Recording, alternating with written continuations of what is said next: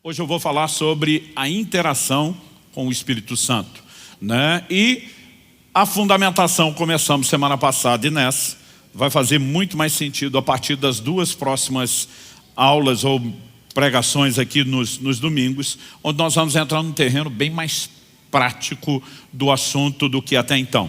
Então, 1 Tessalonicenses, capítulo 5, verso 19, será o nosso ponto de partida. É um dos textos, um dos versículos da Bíblia mais fácil de decorar, pelo tamanho. Ele diz, não apaguem o Espírito. Só isso. Você pode repetir comigo? Diga, não apaguem o Espírito. Fala para algum vizinho aí, ao seu lado. Se puder não fazer acepção de pessoa e falar para o outro também, para não ficar aquele problema, você fala para os dois. Fala, não apague o Espírito.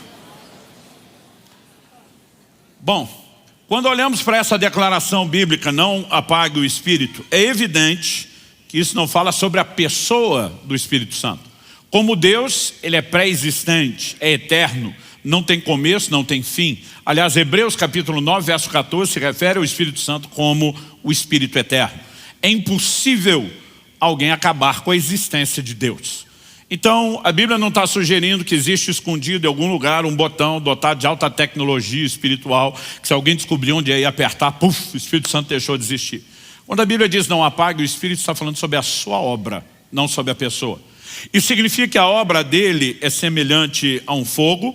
Isso significa que a semelhança do fogo, ele precisa ser alimentado. Ele precisa, de interação da nossa parte. Ou seja, esse fogo pode aumentar à medida que nós simplesmente tomamos aí a decisão de colocar mais combustível. Vamos falar do combustível mais conhecido de todos os tempos, que é a lenha. Quanto mais lenha, mais fogo. Quanto menos lenha, menos fogo, ou é possível extinguir completamente o fogo.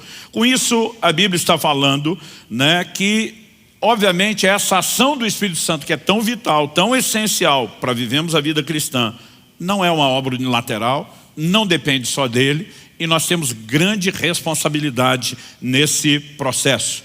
E é sobre isso que eu quero que a gente possa prestar um pouco atenção no ensino bíblico. Todo o volume de informações que temos à nossa disposição, elas além de nos orientar, aliás, quando eu digo que existe muita repetição, nós saímos do nível da informação para o nível da ênfase. Significa que Deus quer que a gente preste mesmo atenção a isso.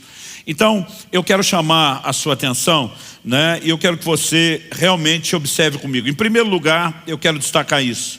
O Espírito Santo não age sozinho. Em Romanos, no capítulo 8, no verso 26, nós temos uma declaração da palavra de Deus que não pode ser ignorada quando o assunto é a obra do Espírito Santo. O texto sagrado diz assim, da mesma maneira, também o Espírito nos ajuda em nossa fraqueza, porque não sabemos orar como convém, mas o próprio Espírito intercede por nós com gemidos inexprimíveis. Quando a gente lê que o Espírito Santo nos ajuda, na Almeida Revista Atualizada, essa palavra foi traduzida como assiste, fala de uma assistência. E eu acho que ela define até um pouquinho melhor a ideia de ajuda. Porque quando a gente usa a expressão ajuda no português, nós podemos falar de dois aspectos distintos. Um deles é substituição. Então vamos dizer que eu esteja atarefado, muita coisa a fazer, e eu peça a ajuda de alguém. Pastor Padilha, me ajuda a mover esse púlpito? Esse ajuda pode ser a gente fazer junto, ou porque eu estou atarefado, pode ser ele fazer em meu lugar. Seria uma terceirização, a substituição. Mas a natureza da palavra ajuda, e por isso eu gosto um pouquinho mais da expressão assiste, porque assistência é mais uma participação, ela pode ser feita de outra forma. Vamos supor que isso fosse pesado, o que não é o caso, mas que hipoteticamente fosse, e que eu não desse conta de movê-lo sozinho. E eu pedisse a ajuda do Padilha. O meu pedido de ajuda seria ele pegar uma ponta do peso e eu pegar a outra ponta do peso. Aliás, essa é a natureza da palavra empregada pelo apóstolo Paulo no original grego, o koineu, o grego antigo, de acordo com os léxicos. A palavra que aparece no original é um palavrão, no sentido de ser grande. Sunantilambanomai. Ele é a composição de três palavras, sun, anti e lambano. O mai é a conjugação da terceira pessoa no verbo depoente. Não faço ideia do que eu estou falando, mas decorei isso para impressionar vocês. E eu estava indo bem, porque alguns estavam olhando com a cara de uau. Só que eu não lembrei o resto do que eu decorei só metade. O mai tem a ver com a conjugação sum, ante e lambano. São 3 palavras que significam pegar firme, contra alguma coisa, juntamente com alguém. A palavra ante é mais fácil da gente reconhecer, porque o uso dela é muito frequente nas línguas latinas, significa contra, né? Lambano, pegar, e o sum, junto com alguém. Então, essa palavra significa pegar a outra ponta do peso. E ela passou a ser usada no sentido de trabalho conjunto, né? Tanto que assim, talvez a definição mais rápida, sem explicar todo o processo, seja trabalho conjunto. Quando a Bíblia fala do Espírito Santo nos ajudando, significa que nós não podemos nada sem Ele, nós não podemos nada sem a ajuda dEle. Aliás, já falamos na semana passada que em João 15:5 Jesus diz: sem mim nada podeis fazer. Sem a obra do Espírito nós não vamos a lugar nenhum.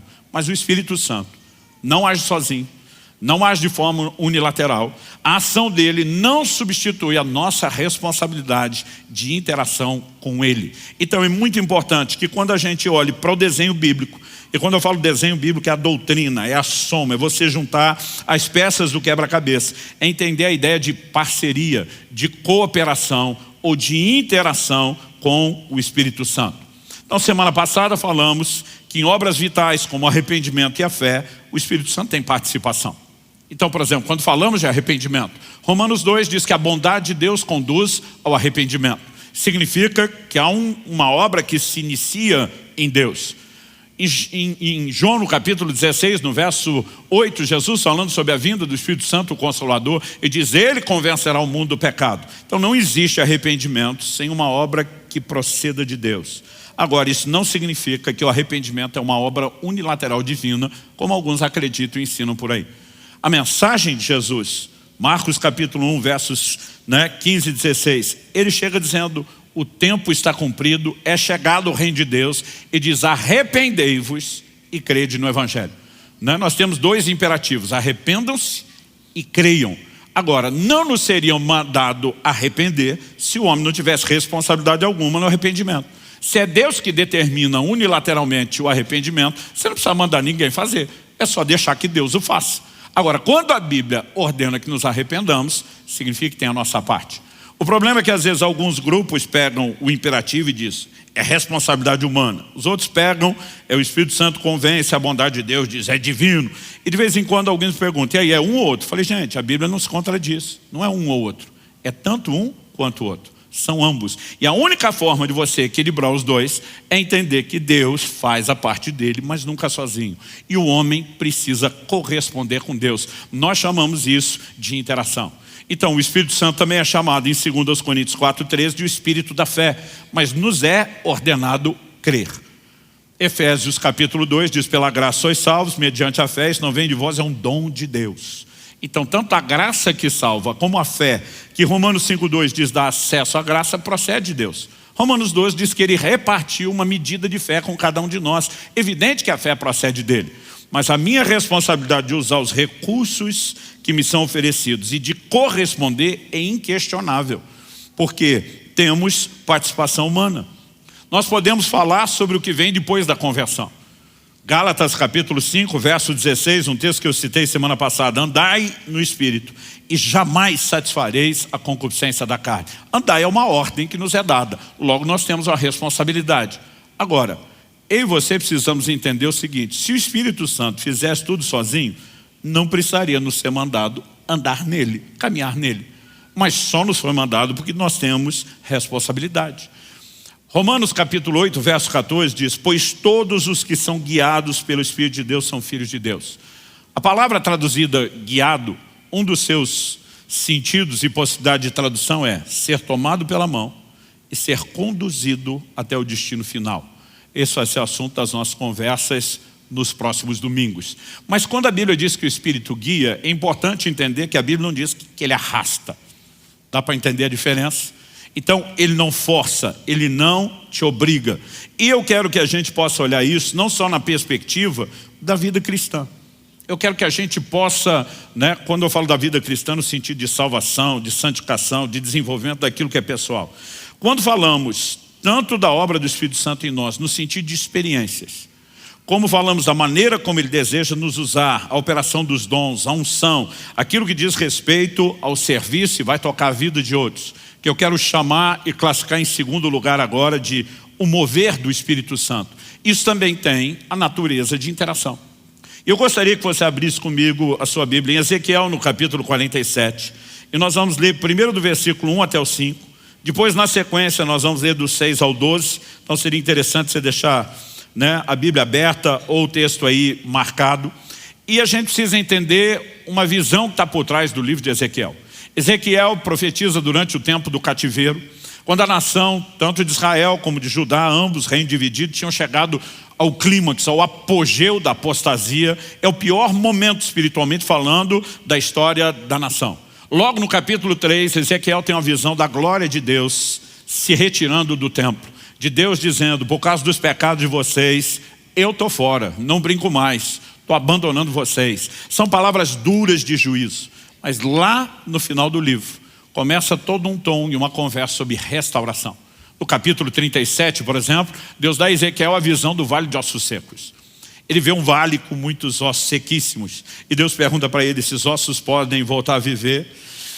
Ezequiel dá uma resposta bem evasiva e diz, Senhor, tu sabes. Tipo assim, eu é que não me arrisco a falar sobre isso. Porque está olhando algo que humanamente é impossível. Mas de repente na visão ele vê que os ossos começam a se mexer, aquela barulheira de cada osso se ajustando ao seu osso, os esqueletos se organizando, daqui a pouco começam a aparecer músculos, tendões, daqui a pouco eles começam a se encher de carne, daqui a pouco a pele os reveste, mas ainda assim o que ele tem é um exército de cadáveres. E o Espírito diz a Ezequiel na visão, profetiza, vento que vem dos quatro cantos sopra sobre eles. E é o que eu e você sempre precisamos parar para entender, é quanto a ideia de vida está relacionada à ação do Espírito. E aí quando ele começa a profetizar, a Bíblia diz, o Espírito entrou neles e se levantou um exército poderoso. Qual era a mensagem? O Senhor diz, a casa de Israel está dizendo, acabou-se a nossa esperança. E Deus está dizendo, eu vou restaurar vocês. É nesse tom de restauração, que está visando o período do pós-cativeiro, que nós temos a visão do capítulo 47. Ezequiel é conduzido por Deus a entender todo um mapa de um templo, da reconstrução do prédio, do santuário, que no início do cativeiro tinha sido derrubado, mas há uma mescla entre toda a orientação que é natural e princípios são espirituais e futuros no meio disso tudo. Aí a visão do capítulo 47 é a seguinte, de 1 a 5. Depois disso o homem me fez voltar à entrada do templo. E eis que a água saía de debaixo do limiar do templo e corria na direção do leste. Porque a fachada do templo dava para o leste. A água vinha de debaixo do lado direito do templo, do lado sul do altar. Ele me fez sair pelo portão do norte para dar uma volta por fora até o portão exterior que dá para o leste. E eis que a água borbulhava do lado direito. O homem saiu para o leste tendo na mão um cordel de medir. Mediu 500 metros e me fez passar pela água que me dava pelos tornozelos. Agora há uma progressão. Mediu mais 500 metros e me fez passar pela água que me dava pelos joelhos. Mediu mais 500 metros e me fez passar pela água que agora me dava pela cintura. Mediu ainda outros 500 metros e já era um rio que eu não podia atravessar, porque as águas tinham crescido. Eram águas em que se podia nadar, um rio pelo qual não se podia passar andando. Eu quero tomar essa visão, mas eu quero que a gente foque a informação que vem na sequência. Por quê? Que rio é esse? Dos versos 6 a 12, nós percebemos que o rio faz coisas que só Deus pode fazer. Naturalmente, nenhum rio faria. Então vamos ler dos 6 em diante. Então ele me perguntou, você viu isso, filho do homem? Então o homem me levou de volta à margem do rio. Quando cheguei lá, eis que à margem do rio havia grande abundância de árvores, dos dois lados do rio. Então me disse, essas águas correm para a região leste, descem ao vale do Jordão e entram no mar, cujas águas ficarão saudáveis. Que mar é esse? Olha a sequência. Todos os seres vivos que povoam os lugares por onde esse rio passar terão vida. De novo a ideia de vida. E haverá muitíssimo peixe, porque essas águas chegam lá. As águas do mar morto se tornarão saudáveis e tudo viverá por onde quer que esse rio passar. Você pode repetir comigo? Diga, tudo viverá por onde quer que esse rio passar. O texto diz, junto a eles se acharão pescadores, desde Engedi até em Eglaim haverá lugar para estender e secar as redes. Os peixes serão de muitas espécies, como peixes do mar grande, mas os seus charcos e seus pântanos não se tornarão saudáveis, serão deixados para o sal. Nas duas margens do rio nascerá todo tipo de árvore frutífera. As folhas dessas árvores não murcharão, elas nunca deixarão de dar o seu fruto, produzirão frutos novos todos os meses, porque são regadas pelas águas que saem do santuário. Os seus frutos servirão de alimento e as suas folhas de remédio. A pergunta é, o que exatamente significa esse rio? Os primeiros versículos, já o verso 1, nós vimos que o rio sai do santuário. Mas quando você vai para o livro de Apocalipse, e aliás você vai perceber que João no Apocalipse vai fazer citações de profetas como Isaías, Jeremias, Ezequiel, Daniel, e você percebe que muitas palavras que tinham um cumprimento literal para um tempo, outras para o futuro, têm paralelos, de verdade são aplicadas para o plano espiritual e para o futuro. Agora, olha a similaridade de Apocalipse 22, 1 e 2. O apóstolo João diz, então o anjo me mostrou o rio da água da vida. Agora não é um rio qualquer. Estamos falando de algo, que ele enxerga na cidade santa, Nova Jerusalém, que vem de Deus para a terra, na consumação de todas as coisas. Então o anjo me mostrou o rio da água da vida, brilhante como cristal, que sai do trono de Deus e do Cordeiro. No meio da praça cidade, de um e do outro lado do rio, está a árvore da vida, que produz 12 frutos, dando seu fruto de mês em mês. E as folhas da árvore são para a cura dos povos. Ezequiel diz, dos dois lados do rio, uma árvore que dá fruto todos os meses. Aqui ele especifica os 12 meses do ano. Ezequiel diz, os seus frutos servirão de alimento, suas folhas de remédio. Aqui a Bíblia está dizendo que a árvore e as folhas da árvore são para a cura dos povos. Não é meramente medicina natural para a carne, embora se use esse paralelo natural para falar de algo espiritual. Na visão de Ezequiel, o rio emana do santuário, do lugar da habitação de Deus. Na visão de Apocalipse, emana do próprio trono de Deus. Não só o rio emana dele, mas faz coisas que ninguém pode fazer. Na visão de Ezequiel, as águas desse rio tocavam o mar morto. E a Bíblia diz que ficava saudável e havia enxames de peixe. Gente, eu gosto de dizer que o mar morto não é só morto, ele é matador. A razão pela qual se chama de mar morto é porque não há quase que nenhuma forma de vida.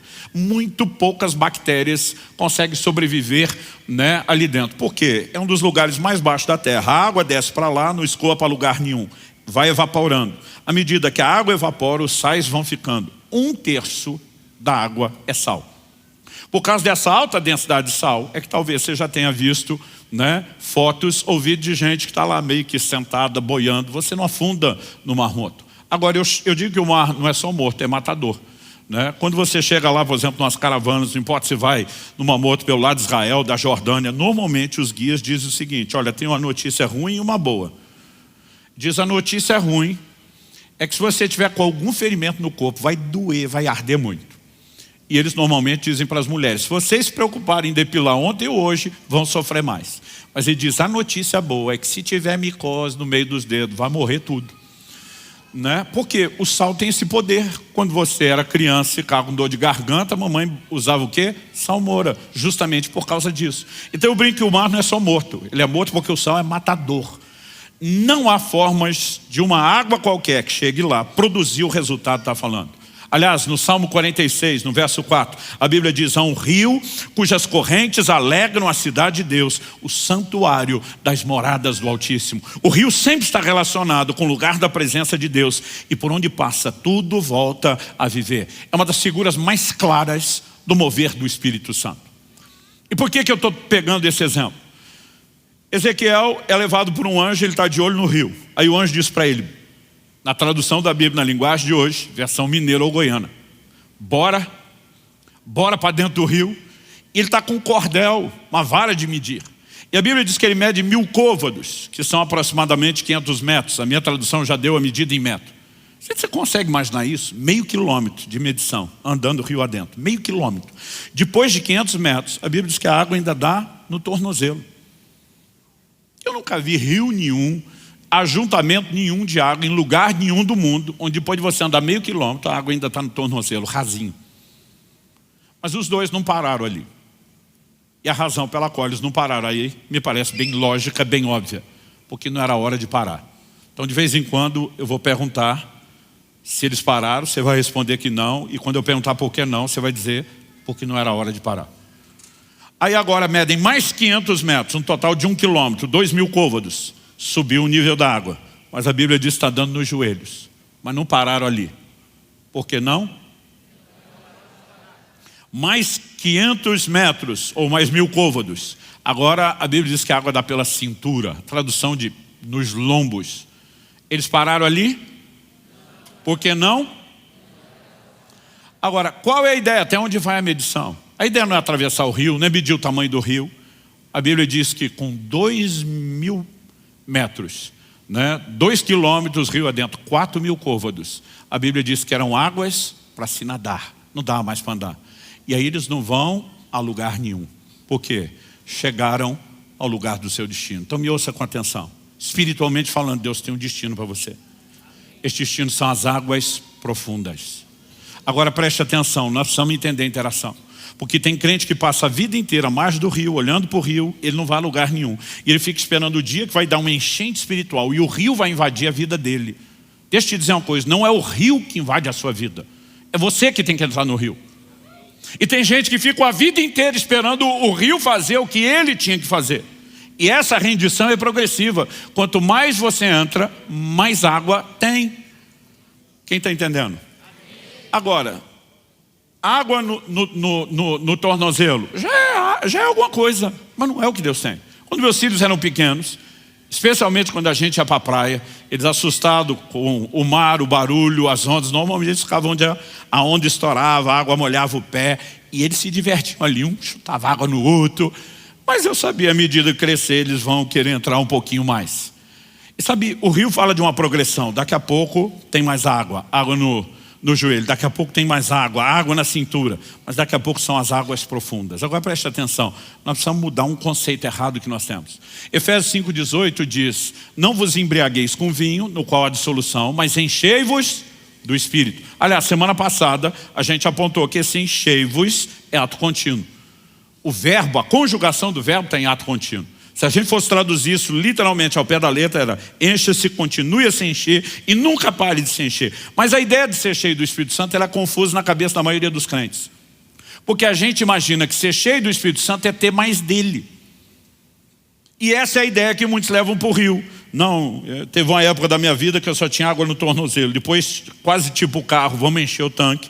Não, agora eu já estava um pouquinho mais, estava com água no joelho. Não, agora já estava com água na cintura. E tem crente que imagina, eu não vejo a hora de chegar, a hora que der a tampa, a medida cheia. Mas nós temos um problema com isso. Porque João 3,34 diz que Deus não dá o Espírito Santo por medida. Ou seja, Deus não vai dando um pouquinho mais do Espírito Santo, um pouquinho mais, até dizer, agora terminei meu parcelamento, finalmente você tem tudo. Ele não dá o Espírito por medida, até porque o Espírito não é divisível. Então ser cheio do Espírito Santo não significa eu ter mais do Espírito. A ideia de ser cheio, essa caneca que eu estou usando com água não está totalmente cheia. Mas a ideia de ser cheio significa que a hora que aquilo chegar a bordo, ou até mesmo transbordar, todo o espaço foi inteiramente tomado. Só que a gente pensa que para ser tomado tem que ter mais. E aí nós invertemos as coisas. O conceito bíblico de ser cheio do Espírito Santo não é você ter mais dele. É ele ter mais de você. Porque isso tem a ver com rendição no processo de interação. Então quando eu decido entrar no rio, se eu ficar parado na margem, eu não tenho nada do rio. Quanto mais eu entro, não apenas eu tenho mais do rio, o rio tem mais de mim. Porque isso é entrega progressiva. Não importa se você está com água no tornozelo, se você está com água no joelho, se você está com água no lombo. Enquanto dá pé, você está no controle. Você está pisando, você diz, eu vou para cá, eu vou para lá. Só que a Bíblia diz, quando chegou águas profundas, não dá mais para caminhar. Porque a hora que o pezinho sumir, que não der mais pé, que você não toca no chão, não é mais você que se governa. O rio assume o controle, é ele que te carrega. Então há um momento onde o rio terá tudo de você. Mas se nós entendemos a dinâmica de interação e da entrega, nós não vamos a lugar nenhum. Agora a gente vai falar sobre o mover, experiências, a unção do Espírito, a operação dos dons. Tudo está relacionado com a ideia e o conceito de interação. Atos capítulo 2, versículo 4. No dia de Pentecostes, quando a promessa de Deus, feita por meio de Joel, reforçada por meio de Jesus, se cumpre. O que aconteceu? Atos 2,4 diz assim: todos ficaram cheios do Espírito Santo e passaram a falar em outras línguas, segundo o Espírito lhes concedia que falasse. Falar em línguas, que eu creio ser uma evidência física inicial do batismo no Espírito Santo, foi experimentada. Agora, eu não sei o que você pensa.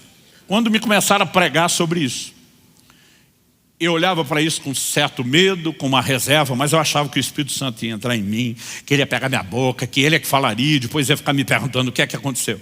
Mas não é assim que funciona.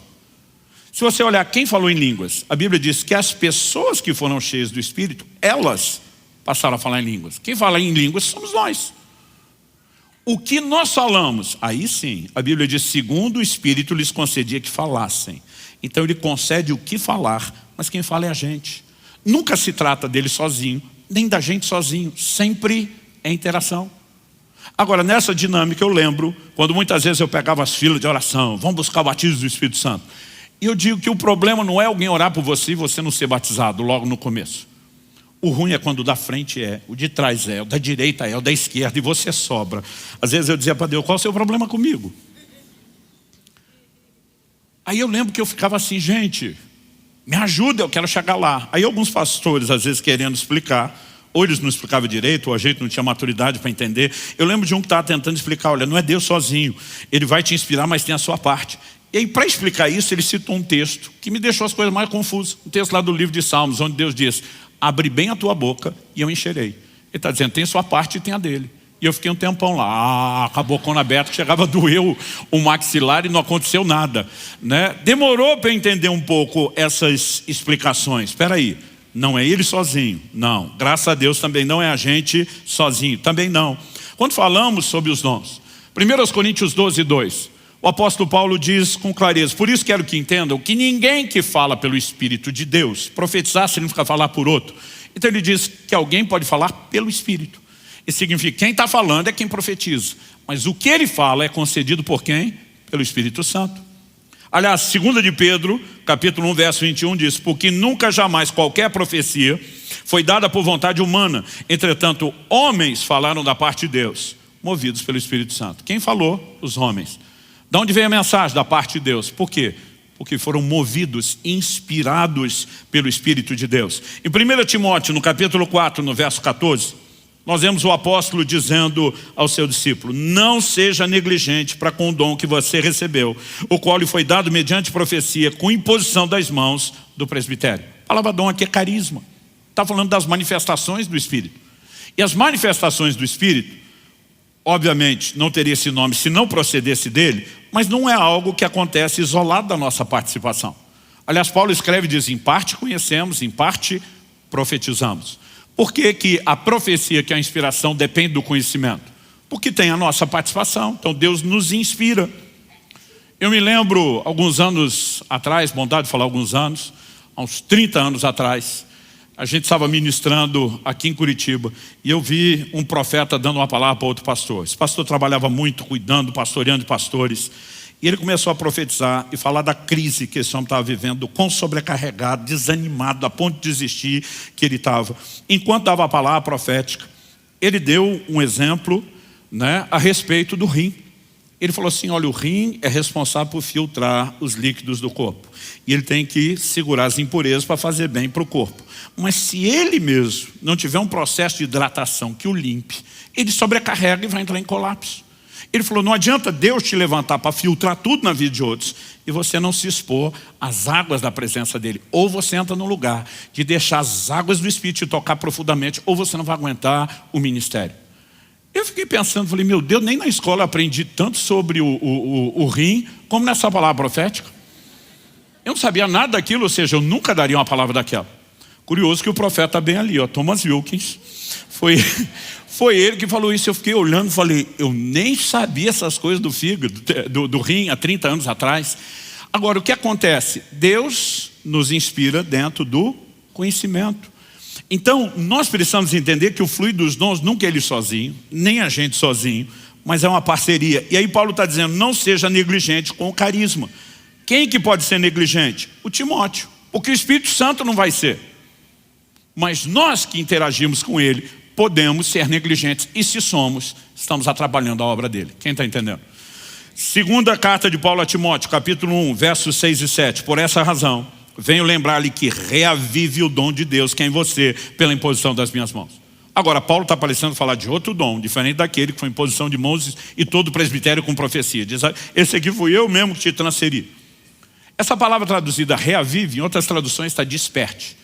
A palavra no original ela dá a ideia de uma brasa que está apagando e alguém sopra ou abana e ela reacende.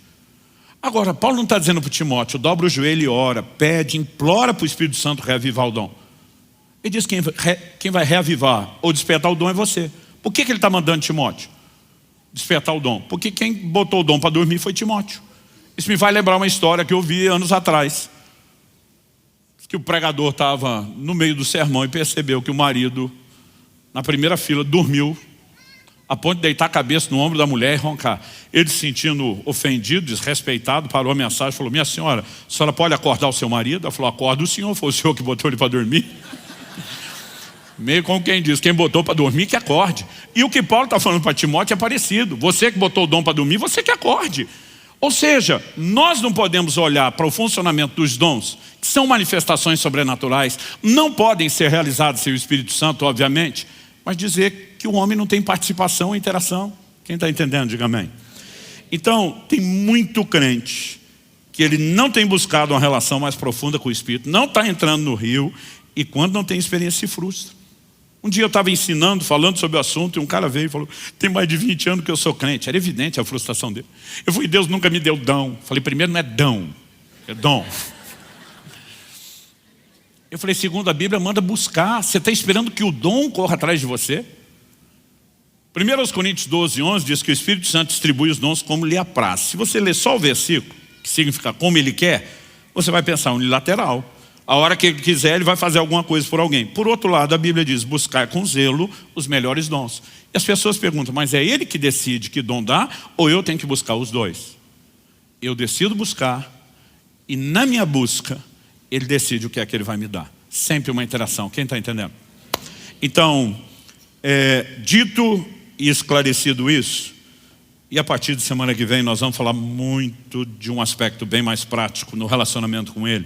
Eu quero chamar a sua atenção para o que eu vou classificar aqui de reações limitadoras que você podemos, ações ou reações limitadoras que você podemos ter à obra do Espírito Santo.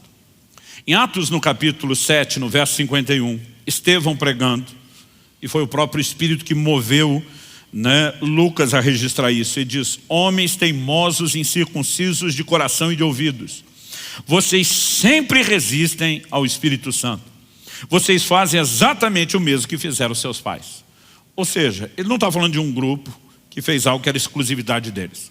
Está dizendo que vocês fazem sempre, de forma recorrente. Seus pais, as gerações antes de vocês fizeram o que é? Resistir ao Espírito Santo. Esse texto incomoda muito, especialmente um grupo teológico que enfatiza uma visão de soberania de Deus, onde Deus faz o que quer e ninguém pode pará-lo. Então, na cabeça deles, quem Deus quer que vai ser salvo, mesmo se não quiser ser salvo. Quem Deus não quer que seja salvo, não vai ser salvo nem que queira, porque é Deus que decide tudo. Se é Deus que decide tudo, como é que alguém pode resistir ao Espírito Santo?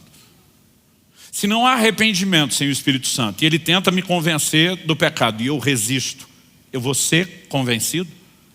Se não há fé que não proceda de Deus e da obra do Espírito Santo, e eu posso resisti-lo, isso significa que eu vou ter fé só porque Deus quer e que essa obra é imparável, que ela é unilateral? Não existe um ângulo ou perspectiva bíblica que me leve a tratar, pelo menos do todo das Escrituras, com coerência, que me leve a admitir que Deus está agindo sozinho. A Bíblia está dizendo que a obra do Espírito pode ser resistida, mas na cabeça deles fala, não, se você resistiu a Deus é porque Deus não é soberano. Eu falo, peraí, Deus decidiu dar ao homem o direito de escolha. Deus decidiu que o homem iria interagir com ele. E ele é soberano para fazer o que quer. Ou seja, Deus é soberano para ser soberano do jeito que ele quer. Se ele só pudesse ser soberano do jeito que você quer, ele não é mais soberano, ele é a sua marionete. Mas de alguma forma as pessoas tentam definir primeiro o que é, em vez de deixar a Bíblia dizer, e depois tem que botar Deus dentro daquilo.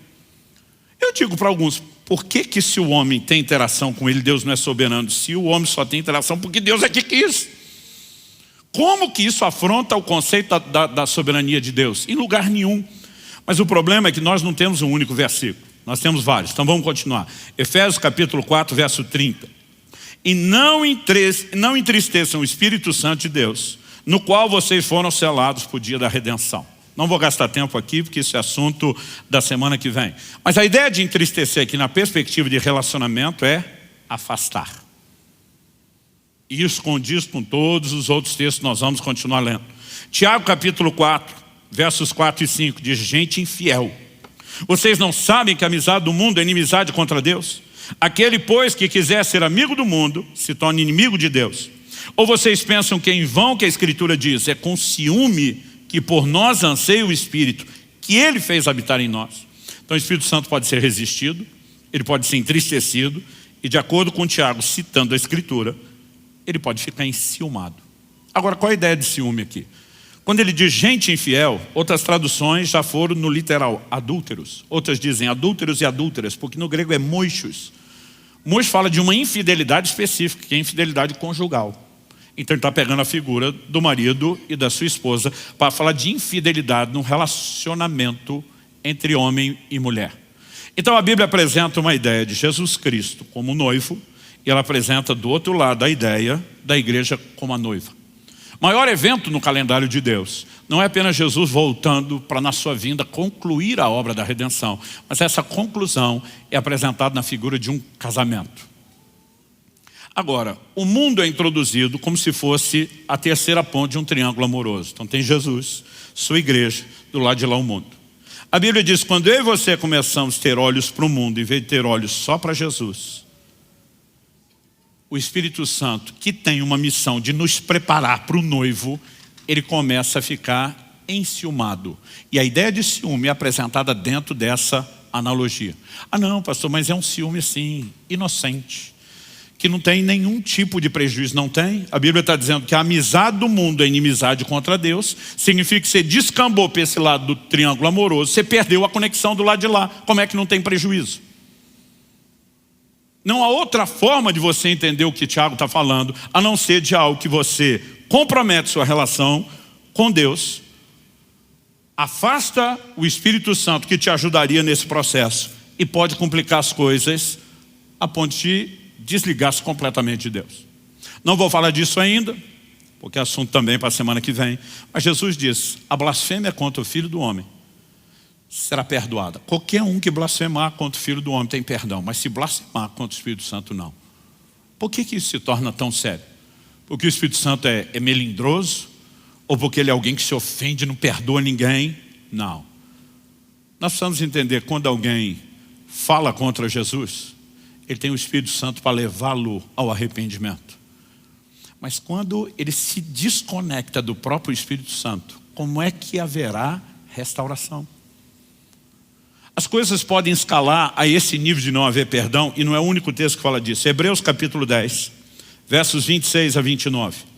Porque se continuarmos a pecar de propósito, outra versão diz deliberadamente, depois de termos recebido o conhecimento da verdade, já não resta sacrifício pelos pecados. O que significa isso? A chance de perdão foi embora. Pelo contrário, resta apenas uma terrível expectativa de juízo e fogo vingador prestes a consumir os adversários. Porque alguém pode deixar de ser, alguém conheceu a Deus e entrar na classificação de adversário, de inimigo. Já chegamos lá, guarde essa ideia. Aí ele fala no verso 28, quem tiver rejeitado a lei de Moisés morre sem misericórdia pelo depoimento de 2 ou 3 testemunhas. Imaginem quanto mais severo deve ser o castigo daquele que pisou o Filho de Deus, profanou o sangue da aliança com o qual foi santificado e insultou o Espírito da graça. Outra tradução diz, ultrajou o Espírito da graça. Eu fico pasmo quando algumas pessoas tentam dizer que esse nível de distanciamento é para quem nunca foi salvo. Eu falo, pera. Pecar de propósito não é algo que o ímpio que nunca foi salvo vive fazendo? Aí ele vai dizer que agora o cara decidiu pecar de propósito como ele fez a vida inteira e não tem mais perdão? Então não tinha perdão para ninguém, não tinha salvação para ninguém. O verso 29 diz que ele profanou o sangue da aliança com o qual foi santificado. Como é que alguém pode ser santificado pelo sangue, mas não teve uma experiência com Jesus? O texto está falando de gente que teve o conhecimento da verdade, teve uma experiência, mas em algum momento começa a se afastar de tal maneira que ele se desconecta plenamente. E como a história termina, o texto diz, insultou o Espírito da graça. Essa palavra traduzida insultou é muito parecida com a da blasfemou. A diferença é que aqui, quando você olha o contexto, nós estamos falando de um insulto que não é linguagem verbal, é comportamental, mas que tem o mesmo peso de desconexão que a blasfêmia, que a linguagem verbal tem. Ou seja, não dá para dizer que não há ações limitadoras ao Espírito Santo. E para terminar, vamos voltar no texto inicial, que diz que o Espírito Santo pode ser apagado. Não apagueis o Espírito. Aqui nós temos estágios distintos. Pouca lenha, pouco fogo. Muita lenha, muito fogo. Eu posso ter tido um fogo alto e posso, de alguma forma, permitir que ele diminui, mas não significa que ele se extinguiu. Ou seja, existe um apagamento, uma diminuição, que a gente pode chamar de parcial, até uma que a gente pode classificar como completa. Gênesis capítulo 6, verso 3. As pessoas aplicam esse versículo errado, como se tivesse ligado ao dilúvio, porque ele acontece logo antes da narrativa do dilúvio. Em Gênesis capítulo 6, verso 3, Deus diz assim: o meu espírito não agirá para sempre no homem, no ser humano, pois este é carnal, e os seus dias serão 120 anos. Daqui, vários teólogos, comentaristas bíblicos, pregadores disseram, o tempo até o dilúvio que Noé teve para construir a arca foi 120 anos. E eu digo, essa conta não bate.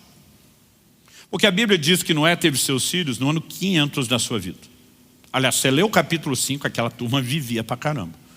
A Bíblia diz que Adão, o primeiro, viveu 930 anos. Você consegue imaginar quanta velhinha no bolo? No último aniversário, na hora de soprar? Os caras viviam quase 1 milênio. Matusalém viveu algumas décadas a mais e está no Guinness Book, no livro dos recordes até hoje, como o cara que mais viveu. Esses caras viviam quase 1 milênio. Deus está olhando e diz, o homem é carnal, ele escolhe andar na carne. Meu espírito não vai agir para sempre. Eu fico quase 1 milênio tentando, chamando. E eles escolhendo andar na carne. Deus diz, ainda vão ter oportunidade, mas estou diminuindo a janela de tempo de oportunidade. E aqui Deus está baixando o tempo de vida.